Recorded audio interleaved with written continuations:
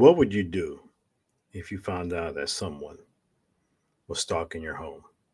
Someone just happened to be following you, watching you, to the point where they even knew that you kept a spare key somewhere on your front door. That is the film we're going to be talking about today, as we are going to be looking into Looky-Loo 2025. This film was directed by Jason Zink, who was also behind the camera playing the killer. So we have an aspiring filmmaker who begins to stalk women, and one in particular becomes obsessed with Courtney. But as his stalking continues and grows, we start seeing his descent into murder begin to unfold. Now, let me be honest with you. There's one thing, this elephant in the room that I got to get out of the way. For those who begin watching this film, understand this film is very slow. I'm talking very slow.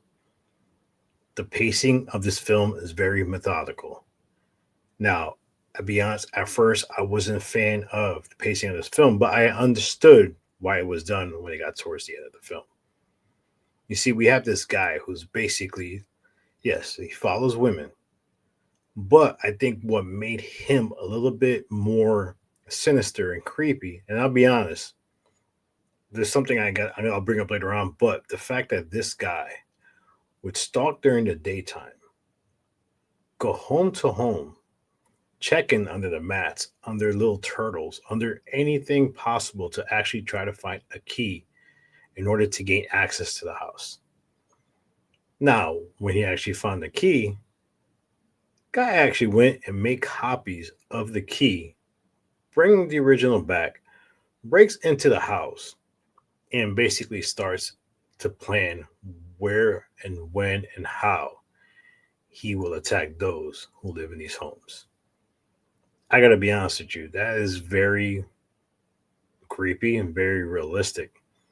Because if you are one of those people that happen to leave the spare keys, imagine that. Imagine that you don't know that someone has taken this key to gain access to your home. Now, as the film continues, we see him stalk certain women. Now, as the film continues, we begin to see how bold he becomes. We get to see how he breaks into these houses, well, opens the doors and gets in, gains access, and how each time it becomes more brutal the murder he commits. Now, as a filmmaker, understanding when you have a low budget film that you cannot do all these extra things with gore and blood all over the place, but it was very realistic the approach they did in these films when it came to committing those murders, which I give them kudos as an independent filmmaker myself. Now, as we continue watching the film, we continue seeing how his actions and the fact that now, did I mention that he actually does this during the daytime as far as going from house to house looking for these keys? Now, the fact that I don't know what kind of neighborhoods that these were, because let's be honest, there's a lot of nosy neighbors, and they will not let just a random person go to your front doorstep and start looking. Also, the fact that nobody in that neighborhood had a ring cam, especially in this day of age. But these are things, a little nitpicking here and there I'm doing as far as this film. Now, the killer in this film, I mean, I gave the guy props. He actually had Premiere Pro down in his basement with this creepy mannequin that he would dress up, and let's be honest, it looked like he was mimicking Courtney in certain aspects. Now, I don't want to get into the Courtney part of the film because I do want you to watch this film. Curious to see what you think about it, especially this approach. But we start seeing his obsession with her. We start seeing his behavior with her. Now, let me take that back. We don't see his behavior with her. We hear the way he behaves, especially when she finds out, well, she has a boyfriend. Through the sounds used in this film, it was kind of brilliant the way we understood how he was feeling, especially every time the other man was around. Two things there I found particularly funny in this film, but I give it to the filmmaker for being very creative. There was one scene where he actually went and made himself something to eat. And there's another one where he actually went, poured himself a cup of coffee. Not only that, but made sure he cleaned the coffee as well. Looky-Loo is a very interesting film from an independent filmmaker standpoint. We don't have the big budgets to do all these crazy things in these films, but sometimes you have to work with what you got. Now, as far as this being a lost or found, I'll be honest, I'm teetering between both. But as a filmmaker, I appreciate what Jason Zink did in this film.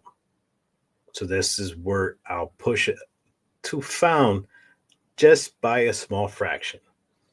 Because like I said, when people watch this film, some people might get turned off by the whole slow pacing at the beginning portion of this film.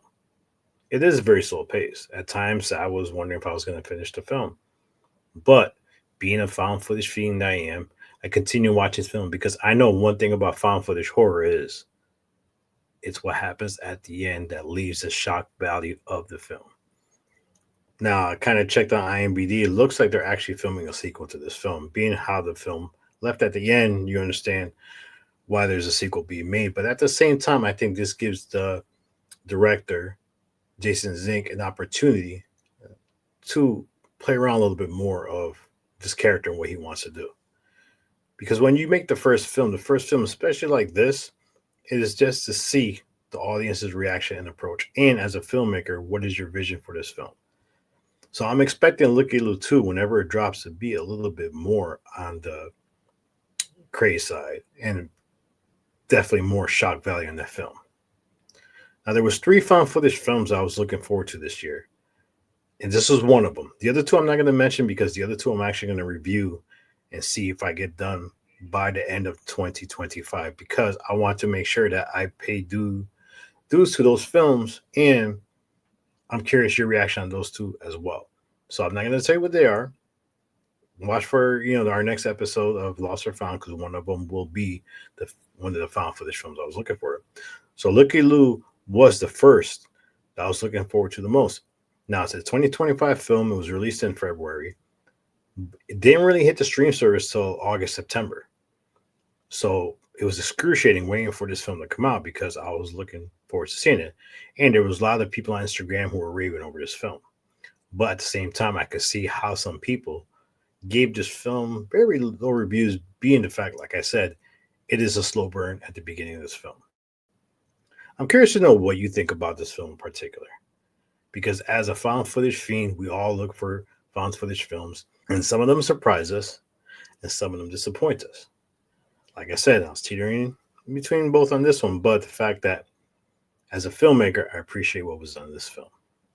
So Jason Zink, if you would like to come on, talk about Looky-Loo, I would be more than ecstatic to interview you and talk to you as an independent filmmaker and get your insights in the making of this film.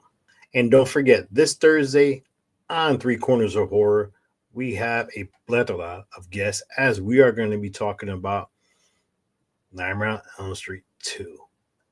Jesus Christ, we're getting old. But yes, we're going to talk about that film. Like I said, we have a lot of guests. Join us. It's going to be fun. Till next time, this is GR Horror Fiend TV, Lost or Found. Looky-Loo 2025. Currently streaming on Tubi. Tubi, I keep saying, your streaming service, come on. Sponsor me or get me on there. I'll do a lot for your channel. And so will we here at Horror Fiend TV. Till next time, peace.